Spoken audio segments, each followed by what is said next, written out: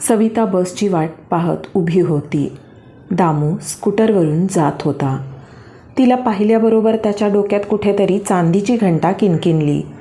एक दिवस तो लांबवर मुद्दाम थांबला होता. ती बसमध्ये चढल्यावर त्याने बसच्या पाठोपाठ तिचा पाठलाग केला. ती कुठच्या ऑफिसमध्ये काम करते ते पाहून घेतले. त्या ऑफिसमध्ये काहीतरी काम काढून एक दिवस तो गेला. तिची ओळख करून घेतली. कुठेतरी तिलाही तो आवडला. हळूहळू भेटीगाठी वाढत चालल्या. फिरायला जाणे, बागेत भेटणे, कोणत्या ना कोणत्या मिशाने पिकनिक, सिनेमा, नाटक एकत्र पाहणे, यातून दोघांचे स्वभाव जुळतात हे लक्षात आले. त्याला आईवडील नव्हते. घरी कुणीच मोठे नव्हते. सर्वसाधारण प्रेमकथेची जशी वाटचाल असते तशीच ही वाटचाल होती. त्याने तिला प्रपोज केले. याची ती वाटच पाहत होती. तिनेही त्याला संमती दिली. तो त्यांच्या घरी वारंवार जाऊ लागला. त्यांच्यामध्ये नाकारण्यासारखे काहीही नव्हते. उंचापुरा देखणा, उच्च शिक्षित, चांगली नोकरी, भरपूर पगार, सर्व काही एखाद्या सिनेमात असावे त्याप्रमाणे होते. त्यांचे लग्न ठरले व झाले. लग्नात तिने प्रथमच शामूला पाहिले. शामू हा दामूची झेरॉक्स कॉपी होता. दोघेही जुळेभाऊ होते. एकाला लपवावा व दुसऱ्याला दाखवावा. कोण दामू आहे, कोण शामू आहे हे कळू नये अशी परिस्थिती होती. तिला पाहिल्याबरोबर शामू चमकला होता. शामूनेही तिला अनेकदा पाहिले होते. त्यालाही ती आवडली होती.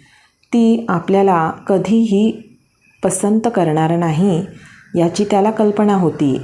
त्यामुळे त्या फंद्यात तो कधीच पडला नव्हता. पण तिच्याशी लग्न करावे, निदान तिचा उपभोग घ्यावा अशी तीव्र इच्छा त्याच्या मनात होती. आता ती त्याची वहिनी बनून आली होती. तिच्याकडे त्या दृष्टीने पाहणे हेही पाप होते. अर्थात या समाज कल्पना झाल्या. शामू सर्वसामान्य सामाजिक कल्पना मानणारा नव्हता. तो समाज विघातक कृत्यांमध्ये आकंठ बुडालेला होता.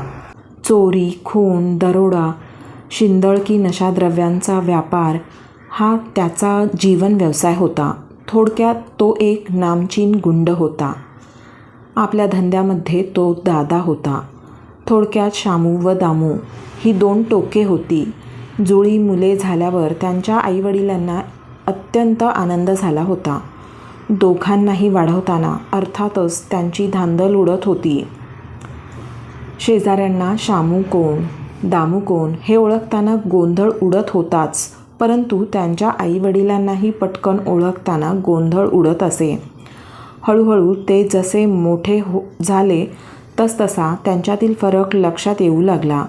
दोघे दिसायला जरी एकसारखे एक असले तरी स्वभावामध्ये महदंतर होते. दामू अभ्यासू व वर्गात नेहमी पहिला नंबर असणारा, तर शामू उनाड व जेमतेम पास होणारा. दामू सुस्वभावी होता. सर्वांशी तो आपुलकीने वागत असे. वर्गातील मुलांचा, शिक्षकांचा, शेजाऱ्यांचा, सर्वांचा तो आवडता होता. तर शामूची परिस्थिती त्याहून बरोबर विरुद्ध होती. वर्गातील मुलांना त्रास देणे, शिक्षकांच्या खोड्या काढणे, वर्गातील मुलांच्या दप्तरातील वह्या, पुस्तके इत्यादीच्या चोऱ्या करणे, क्षुल्लक कारणावरून मारामारी करणे यात शामू माहीर होता. कुणीतरी त्याच्या विरुद्ध तक्रार घेऊन आला नाही असा दिवस जात नसे. त्याच्या उद्योगांना आईवडील कंटाळून गेले होते. त्याला समजून सांगून, धाक दाखवून काहीही उपयोग होत नव्हता. दामूला सर्वजण चांगले म्हणतात, त्याचे कौतुक करतात. यामुळे तो हळूहळू दामूचा द्वेष करू लागला होता. मोठे झाल्यावर मात्र त्याने हा द्वेष, तिरस्कार कधीही प्रत्यक्ष दामूला कळू दिला नाही. भोळा, सज्जन, सरळ मार्गी दामू शामूवर प्रेम करीत होता. शामू नामचीन गुंड आहे याची दामूला कल्पना होती, परंतु आपल्याशी तो चांगलाच वागेल अशी दामूची मनोमन खात्री होती. सज्जन माणसाला सर्वच सज्जन वाटतात. म्हणून सर्व सज्जन असतातच असे नाही. 4 धाम यात्रेला गेलेले असताना त्यांचे आईवडील अपघातात मरण पावले. तोपर्यंत दामूला नोकरी लागली होती. आईवडील असताना शामू केव्हाच घरदार सोडून गेला होता.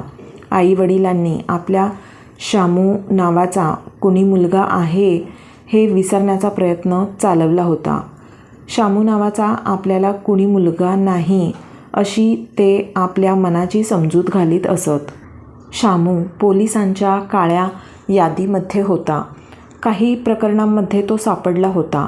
मधून काही कारणांनी 4 महिने तुरुंगात जाऊन येणे ही त्याची सवय झाली होती. असे असले तरी आपल्या लग्नामध्ये दामूने शामूला बोलावले होते. तोपर्यंत त्याने सविताला त्याला एक जुळा भाऊ आहे हे सांगितले नव्हते. लग्नात पहिल्यांदाच सविताने शामूला बघितले. स्त्रिया पुरुषांची नजर पटकन ओळखतात. शामूची नजर चांगली नाही हे सविताने एका दृष्टिक्षेपात ओळखले होते. तो जरी वहिनी करीत असला तरी तो सगळा खोटा अभिनय आहे हे तिने ओळखले होते. लग्नानंतर शामूचे दामूकडे येणे जाणे वाढले होते. तिने तू माझ्याकडे येऊ नकोस हे सुचवण्याचा अनेक मार्गांनी प्रयत्न केला होता. झोपलेल्याला जागे करता येईल, परंतु जो झोपेचे सोंग घेतो त्याला जागे कसे करणार? दामूच्या भोळ्या स्वभावामुळे त्याला सांगून विशेष काही उपयोग नव्हता. शेवटी दामूला सांगून तिने त्याची बदली दिल्लीला करून घेतली. त्यानंतर शामूचे येणे जाणे अर्थातच बंद झाले. दिल्लीला दामू, मुंबईमध्ये शामू आपापल्या कामात दंग होते. एक दिवस शामूने मारामारी करता खूनही केला. मादक द्रव्याच्या व्यापारासाठी त्याच्यावर खटला चालला होताच. या सर्वाचा अपरिहार्य परिणाम म्हणून त्याला काळ्या पाण्याची शिक्षा झाली. आता निदान 15-20 वर्षे तो तुरुंगाबाहेर येणे शक्य नव्हते. ही बातमी पेपरमध्ये वाचल्यावर सविताने सुटकेचा निश्वास सोडला. आपल्यावर घोंगावत असलेले वादळ आता दूर गेले म्हणून ती आनंदात होती. या सर्वाची भोळ्या साध्या सरळ सज्जन दामूला काहीच कल्पना नव्हती. सविताने ती कधी येऊही दिली नव्हती. सविता दिल्लीला दूर असली तरीही तिला आतून कुठेतरी भीती वाटत असे. आता ते सर्व दुःस्वप्न संपले म्हणून ती आनंदात होती आणि तिच्यावर दुःखाचा डोंगर कोसळला. एक दिवस ऑफिसातून येत असताना दामूला अपघात झाला. त्याला ताबडतोब हॉस्पिटलमध्ये ॲडमिट करण्यात आले.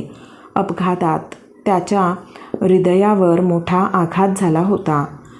डॉक्टरांनी शर्थीचे प्रयत्न केले, परंतु त्याचा काहीही उपयोग झाला नाही.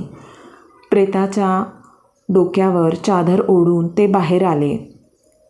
आता सर्व काही संपले असे त्यांनी सविताला सांगितले. इकडे मुंबईला त्याच वेळी शामू मरण पावला. एका तुरुंगातून दुसऱ्या तुरुंगात नेत असताना त्याच्या गाडीला ॲक्सिडेंट झाला. त्यामध्ये शामू मृत्यू पावला. जुळ्या भावांमध्ये काही ना काही घटना समान घडतात असे म्हणतात. हे त्यांचे क्लासिक उदाहरण सांगता येईल. एकाच वेळी दोघांना अपघात झाला आणि दोघांचाही त्यात मृत्यू झाला. सविताला डॉक्टरने दामू मृत्यू पावल्याचे सांगितल्यावर तिला ते पटत नव्हते. ती धावत खोलीमध्ये गेली. नवऱ्याचा हात पकडून ती ढसाढसा रडू लागली. तिला दुःखाचा आवेग आवरत नव्हता. एवढ्यात तिला दामूच्या बोटांची किंचित हालचाल जाणवली. तिने डॉक्टरांना हाक मारली. डॉक्टर धावत आले. त्यांनी दामूला तपासल्यावर त्याचे हृदय किंचित हालचाल करीत आहे असे त्यांना आढळून आले.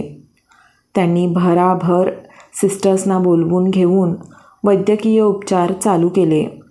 उपचारांना दामू चांगला प्रतिसाद देऊ लागला. डॉक्टरांचा विश्वास बसत नव्हता. त्यांनी उपचार करताना पुन्हा तपासून तो नक्की मृत्यू पावला असे लक्षात आल्यावर आणि आता काहीही उपचार करून त्याचा उपयोग नाही अशी खात्री पटल्यावरच तसे सविताला सांगितले होते. हृदय पूर्णपणे बंद पडलेले असताना, काहीही उपचार करून ते चालू होत नसताना ते एकाएकी धडधडू कसे लागले हे त्यांना कळत नव्हते. न भूतो भविष्यती असा एक वैद्यकीय चमत्कार असे ते म्हणत होते. काही दिवसात दामू पूर्णपणे बरा झाला. सविता त्याला घरी घेऊन आली. हॉस्पिटलमध्ये बरा होत असताना सविताला दामूमध्ये काहीतरी विचित्र बदल झाल्याचे जाणवू लागले होते. त्याची नजर पूर्वीप्रमाणे नाही असे तिला आढळून आले. तिला पहिल्यांदा कदाचित अपघातामुळे असे झाले असावे असे वाटत होते, परंतु त्याचे डोळे, त्याची नजर, त्याचा स्पर्श तिला नेहमीप्रमाणे वाटेना. त्याच्या बोलण्याची पद्धतही बदलली होती. घरी आल्यावर त्याच्या अनेक हालचालींमधून हा आपला दामू नाही असा तिचा पूर्वीचा ग्रह दृढ होत गेला. किंचित बरे वाटल्याबरोबर तो तिला आपल्या बाहुपाशात घेण्याचा प्रयत्न करू लागला. त्याचा स्पर्श आता तिला किळसवाना वाटू लागला. त्यांच्या स्मृतीवर परिणाम झाला असावा असे वाटत होते, परंतु खरे काय ते सविताला माहीत होते, जाणवत होते. तिने तिच्या मुंबईच्या मैत्रिणीला शामूबद्दल माहिती काढायला सांगितले. शामूला 20 वर्षांचा तुरुंगवास झाला हे तिला माहीत होते, परंतु त्यानंतरची हकीकत सविताला माहीत नव्हती. थोड्याच दिवसात मैत्रिणीचा तिला फोन आला.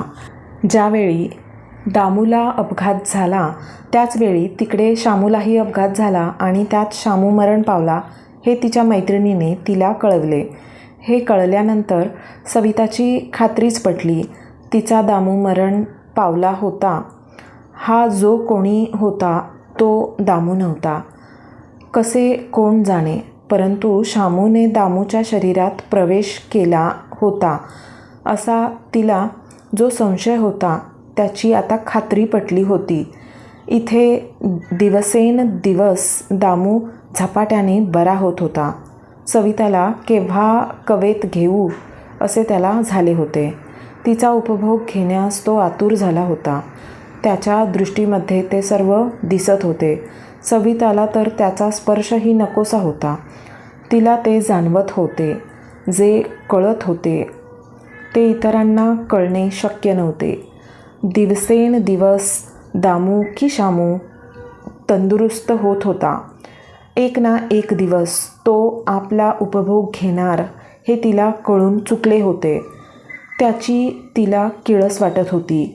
तिला त्यांच्या लग्नातील पहिल्या भेटीत नजर आठवत होती. त्यानंतर जेव्हा जेव्हा तो घरी येऊन वहिनी वहिनी करीत असे तेव्हाचा त्याचा विखारी आसुसलेपणा तिला आठवत होता. त्याच्याशी संबंध ठेवण्यापेक्षा तिने आत्महत्या करणे पसंत केले असते. त्याच्या त्या विखारी स्पर्शातून, विखारी दृष्टीपासून दूर होण्यासाठी तर तिने दामूच्या पाठीमागे लागून आपली बदली दिल्लीला करून घेतली होती. जे टाळण्याचा तिने प्रयत्न केला होता तेच आता तिच्या समोर वेगळ्या रूपात उभे राहिले होते.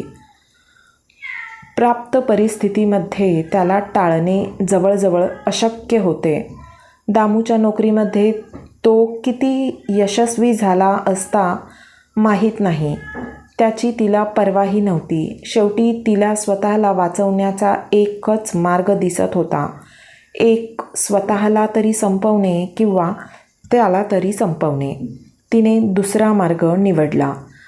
त्याला जेवणातून गुंगीचे औषध दिले. रात्री गाढ झोपेमध्ये ती असताना तिने त्याच्या नाकावर उशी सर्व ताकद एकवटून दाबून धरली. गुंगीमध्ये असल्यामुळे तो फार विरोध करू शकला नाही. दुसऱ्या दिवशी सकाळी त्याचा मृत्यू कार्डियॅक ॲरेस्टने झाल्याचे सर्वांना कळले. तर मित्रांनो, कथा आवडली असल्यास लाईक करायला विसरू नका आणि अशाच दर्जेदार कथांसाठी चॅनलला सबस्क्राईब करा. धन्यवाद.